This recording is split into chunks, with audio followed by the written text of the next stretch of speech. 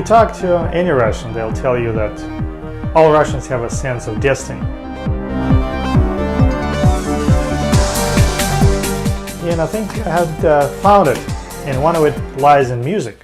I heard about this project and I became very interested in it because it's something that is not done often, and I've actually never been involved with anything like this before. I think that it's incredibly important to always expand the field of music, whether that's through contemporary music in the classical field, which is something I'm very interested in, or whether it's through exploring new genres, which is what Max does. I think that it's important for a musician to be as diverse as possible and to always be seeking to stretch himself to work in as many areas as possible, because I think in the end that sort of helps us return to what we do primarily with a greater vision and a greater ability to expand on what we know. With music, anything that has soul is good music to me. Most of all, it's fun. I think it's fun and exciting to blend things that haven't really been tried before. It's exciting, it's adventurous. I'm a person who likes to explore new things, and in that sense it's a lot of fun, and it's a really good time. It's fun to listen to, it's fun to be a part of. And the track that Max and I built together, again, I see it as we sort of built it together. It was something that I had written, which was kind of a soul tune, kind of a pop song, almost an R&B flavor to it, and then Max brought in these big house beats, and it had a whole complete different feel to it that I never would have come up with on my own. And again, I think the operative word is fun. It's just a lot of fun for me to hear how another musician will approach my material and turn it into something I never expect. It's exciting, and it's a good time. So my first album, even though it was produced on the computer, the first album in the US called Resurrection, wasn't any good as far as electronic music goes, because all the reviews I got about it was, the dude understands classical music, but he doesn't get techno. It's not techno. So I took up the challenge and I started learning what techno is. So I basically started with analyzing electronic and techno music, because that was the one aspect I wasn't familiar with when I started. I had some classical music training in piano performance, and electronic music was something that I had to learn from the scratch. So I started with computer music and then started studying techno, trance, and house genres, and eventually pretty much listened to everything that is available there. Studied work by Paul van Dyk and BT, and I think got a good grip of what a good trance, techno, and dance music is, and then I started fusing it together with classical. Eventually I understood the whole concept of progression and whole concept of sounds and percussion that were foreign for a classically trained mind. And with each album I was getting closer and closer to the underground sound, and eventually my tracks started to appear in clubs and in DJ mixes. So I figured I mastered to a certain extent the dance music, to where now I can actually blend it together with with classical music. That was my primary education.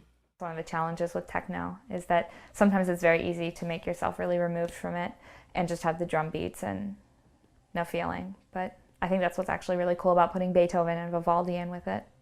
I would just hope that as many people as possible get the chance to come to this concert, because I really do think it's going to be a once-in-a-lifetime experience.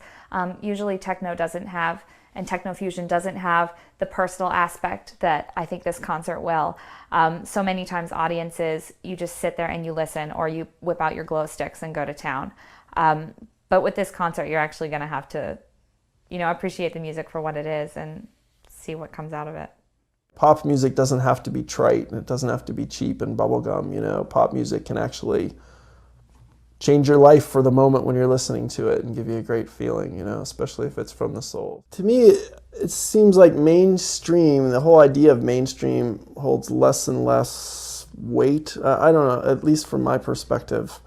I think there should be more soul in mainstream music. I don't care what genre it is. And I think people would do well to be more open to different things and new ideas, because that's how we learn and grow. Personally, I love world music right now. Those feel like really important things right now as we turn into more of a global village, for all these things to have a chance to mingle and mesh. And with what Max is doing, I think it's more of a temporal thing. It's more the futuristic sound of techno blended with this old, more ancient sound of the past. So that's what I see more, rather than world music being a geographic kind of mishmash, you know, a mixing. He's mixing the old with the new, you know, past and future together, and that's exciting. Good classical music that is not being played much or not even known much to younger generation. And I decided to take up on the challenge and bring classical music to younger generation. And I've been working on this for a long time now, and I think part of the reason I'm interested in it is because I like computers. I work with computers. I work with electronics, and I teach computers here at Penn State.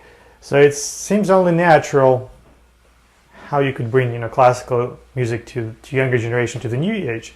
You add a techno twist to it, make it more electronic, more computer-based. Well, I think it's a good idea, especially for the fact that right now I think classical music is kind of dying out, and young people are less and less interested in it, and there's very select few that are interested in it. It's mostly like older people, or I don't know, coming from different kind of backgrounds, so it's not very popular anymore. The more you study classical music, the more you realize how revolutionary it really was for that time, and this is exactly the same. It's bringing elements of today and the common vernacular into classical music, which is what classical music was to begin with. This is really a reimagination of a lot of classical music, which is pretty cool. It's a way to expose yourself to Beethoven and to Vivaldi, all these classics that I think past generations harp on us are great because they say so. And now you can listen to it in a way where you will be able to understand why their music was so pertinent and so moving and has really withstood the test of time. I really like the techno music that Max is making, and another thing, he's treating classical music with great respect too. So, you know, it's so nice to see how it all blends together very organically, I would say, and also so he brings best of both. I focused on TechnoClassica, which I couldn't do earlier because I didn't have enough vision or understanding of how would I put together, you know, classical scores with my own. So it was a great challenge, you know, take a score by Prokofiev and blend it with my own material. So I battled on I'm Attracted to You for many weeks. There was that piece from Dance of the Nights from Romeo and Juliet by Prokofiev that I wanted to use because it's an amazing piece. But I just couldn't blend it, you know, with my own music. It didn't fit until I had a dream in which it seemed to me that Prokofiev came to visit me and have a look and the guy who is trying to work with his scores. So after that dream, everything's changed. And I had to follow kind of similar trick for Bach and Vivaldi pieces. And that's how TechnoClassica came into being. It was the album I really wanted to produce for a long time, but didn't have enough vision or knowledge or ideas to put together. But, you know, after Technoamericana, I think I had enough to produce it. I think I'm bringing the rock is what I'm supposed to bring. The rock and roll, baby.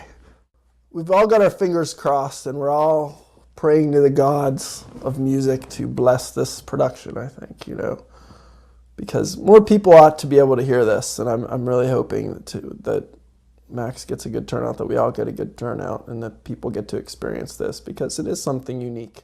I hope that, you know, people will look differently at classical music too. So there's another opportunity for me as a classical musician to introduce classical music to more people. So, and I hope it's just gonna work out this way so that they will like the classical music just a little bit more. Hopefully this concert that we're working on, the TechnoClassica Concert, will be not only a proof of concept, but will also be a success in musical sense. That the classical music finds a nice and organic blend together with techno, you know, giving new meaning to the both genres.